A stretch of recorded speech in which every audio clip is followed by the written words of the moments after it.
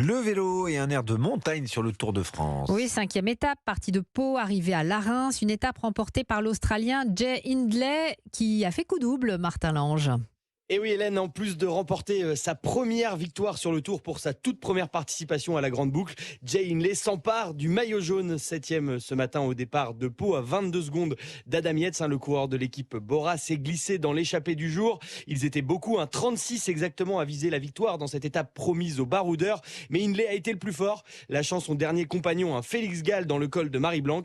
Un panache salué par son ancien coéquipier Romain Bardet. Ce qu'a fait Jay aujourd'hui, c'est remarquable, c'est fabuleux même. Se retrouver dans un groupe de 30 comme ça, il faut être très très fort, mais honnêtement, ce qu'il a fait, c'est très très inspirant. Donc je tire un grand coup de chapeau parce que c'est de ce genre de comportement dont on a besoin derrière pour bousculer les deux ogres de ces derniers Tours de France. Donc je suis vraiment super content pour lui qu'il soit en jaune.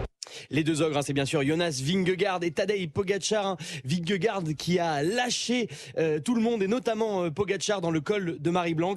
À l'arrivée, l'addition est lourde pour le Slovène, plus d'1 minute de perdu. Il tentera de relever la tête demain avec la première arrivée au sommet de ce Tour de France, toujours dans les Pyrénées, sur le plateau de Cambasque, au-dessus de Cauterets. Martin Lange, en direct de Larins sur la route du Tour. Vous parliez de demain, justement. Emmanuel Macron assistera à la 6e étape du Tour dans les Hautes-Pyrénées. Et puis, on va reparler vélo à 19h40 dans le Club Tour avec Axel May et Richard Virenque, le consultant d'Europe 1.